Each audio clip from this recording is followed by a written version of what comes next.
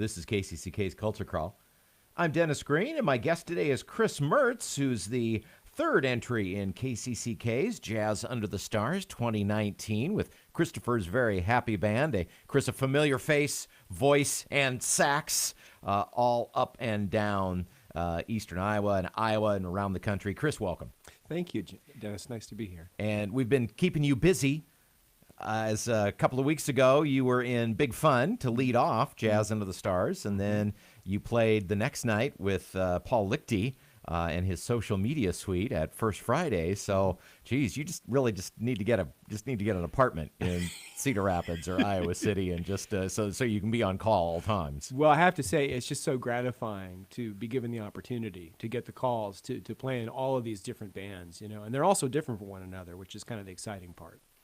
Chris, as I said, you're well known to our audience as a player and an educator in the jazz program at the University of Northern Iowa for getting to be a long time now. 20 years starting this year. Yeah. And, of course, you've had many bands, and you played Jazz Under the Stars as the leader of many of your own bands. I remember the Xtet quite well, and of course you played as a member of many other bands. So Christopher's Very Happy Band, I want to talk about the difference between this and some of the other compositional things you've done. But before we do that, I don't think I've never really ever heard the Chris Merz story. I mean, I know you're a native Iowan, grew up in southeast Iowa.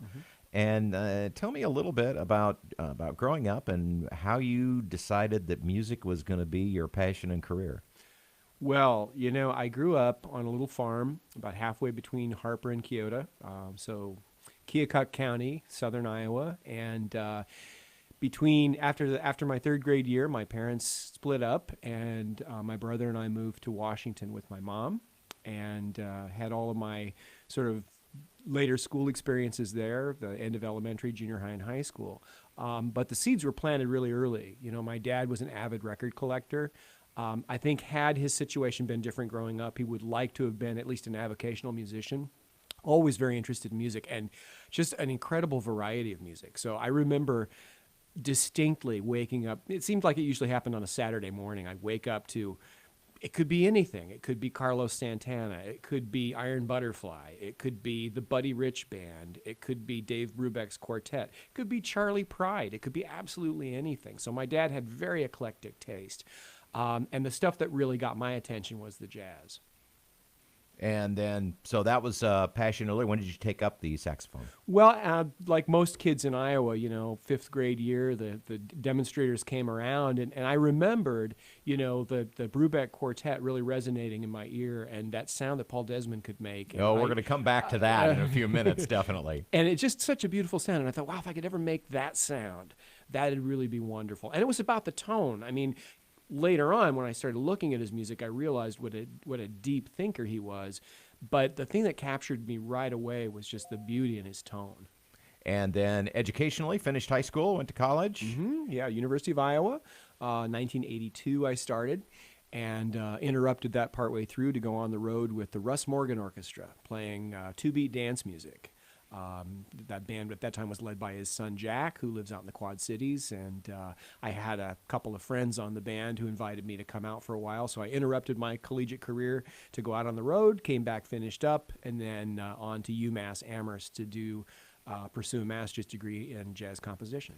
And then I said that we were going to come back to Brubeck because after having that exposure to Dave Brubeck's records as a kid, then you got to know him and play with him and his sons.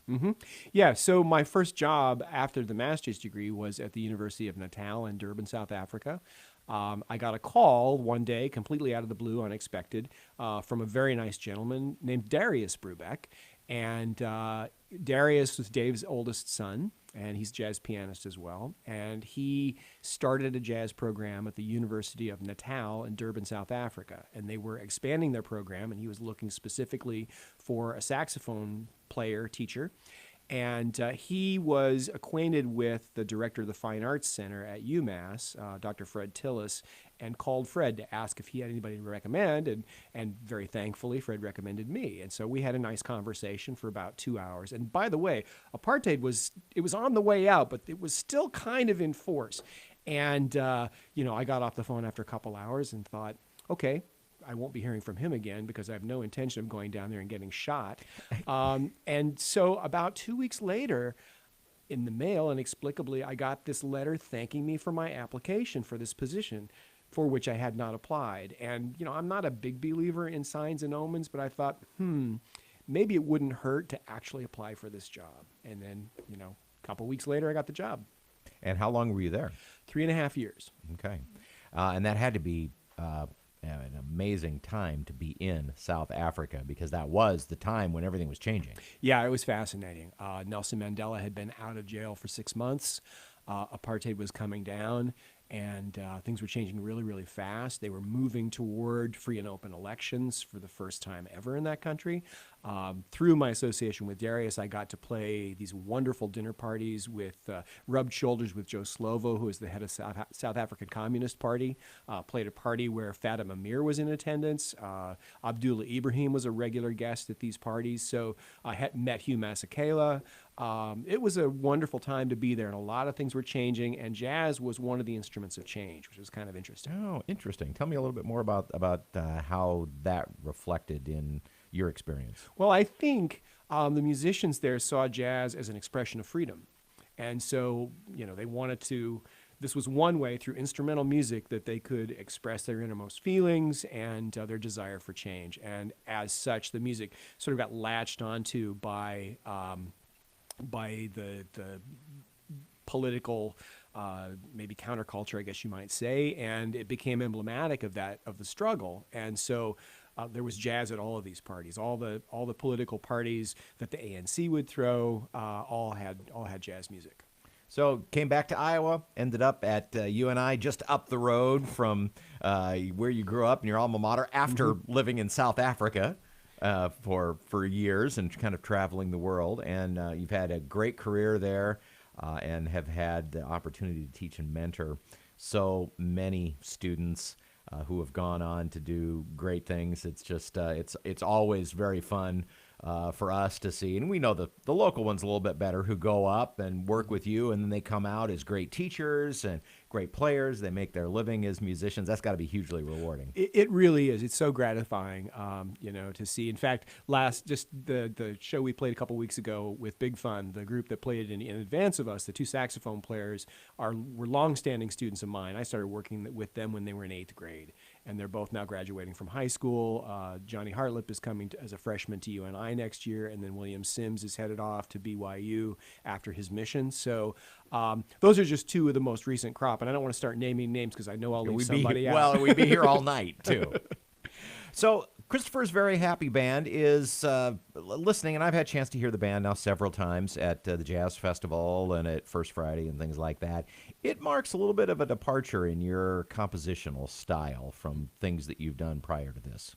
Yeah, it was a conscious change in a lot of ways. A lot of times I would vet my new tunes with my oldest son, Ben, because he's not a jazz musician, but he loves music. And I figure if something I can play or write will reach him, then it has a chance at getting to a bigger audience. And so I would play things for him, and he would say, well, what do you think, Ben? And he'd say, well, Dad, I really like your music, but sometimes it seems so dark and so unhappy. That really kind of shook me. I'm like, well, I don't mean for it to sound like yeah, that. you're a happy guy. Every time I see you, you're smiling. And so that really struck me. And I thought, well, what can I do, to circumvent that a little bit, to maybe try to bring a little bit of buoyancy and light into the world, because I try to do that through my writing and playing. And so I kind of rethought, what I was trying to do, and noticed a color shift in the harmonic structures. The kinds of melodies I was writing became less dense, more open. We just ended up with this other thing. And you may be planning to get to this anyway, but I'll shortcut you a little bit here. The guys that I put together for this group, we share this common vision of the music. Mike and Drew and Dave are trying to do the same thing, and we all bring these different backgrounds to the music, and we all have somewhat of a connection to pop music as well. So we're trying to make the aesthetic have a little bit more resonance with that kind of crowd. So the other members of the band, Mike Conrad on the piano, Drew Morton on the bass, Dave Teedy on the drums. And it's interesting that you say that, because we do in jazz sometimes run the risk of out-hipping the room. Oh, yeah. And not always being aware that there are people who may be hearing this music for the first time and making sure that there are some on-ramps for them to something they can grab onto. Mm-hmm. Yeah, I got a good lesson in that one summer in my undergraduate career. I would go, first couple of years I would go home because I was living in the dorms. I would go home for the summer, and I would practice in my bedroom. Drove my mom crazy, I'm sure. But practiced real hard, and I would come out and say, well, what do you think, Mom? You hearing some growth? And she'd say, well, I don't really understand it. I hear the melody, and then I hear all these just scales going up and down. I don't get it. And that was like, oh, okay. So a non-jazz person understands the melody, and when the improvisation starts, sometimes there's a little bit of a barrier put up. So how can we cross that barrier? How can we make the improvisation connect better to the melody? So that's something else I've been consciously thinking about. Christopher's Very Happy Band, or formally, Christopher's Very Happy, period, band, period, which has caused a lot of consternation, I have to say, Chris, of those of us who have to introduce the band over the years, trying to figure out how to navigate your punctuation style. And this is part of the fun. I've heard it pronounced and said so many different ways. Played the Cedar Basin Jazz Festival a few weeks ago, and Judy, the lady who was doing the announcement there, made this big sigh. It was hilarious. The whole crowd fell out. So the point, of course, being, by the way, the name of the band comes from one of the tunes that I wrote, Christopher's Very Happy Song. And then I just threw this out to the band. I said, what should we call this band? We're not calling it the Chris Merz Quartet. I don't want that. This is a collective. What should we do? And Mike Conrad came back with, how about Christopher's Very Happy Band? And I thought, okay, but I can do you one better. I'm very happy, and I have a band. So that's why the period is placed where it is. It's two complete thoughts. Exactly.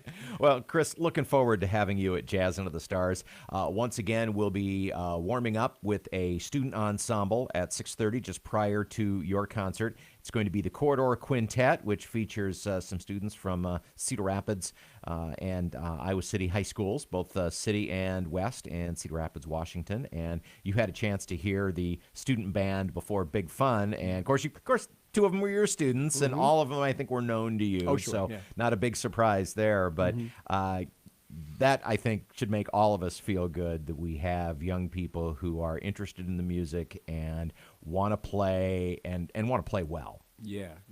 I love the fearlessness. They're going for it, which is pretty exciting. So Noelridge Park, 6:30 for the Corridor Quintet, and then you guys will take the stage at 7 o'clock. We've ordered good weather, and looking forward to having a great time. Thanks for being here today. Thanks for having me. You can hear the Culture Crawl live on the radio throughout the week on KCCK at 10:20 a.m., or get the podcast using your favorite podcast aggregator or at kcck.org/culture. I'm Dennis Green.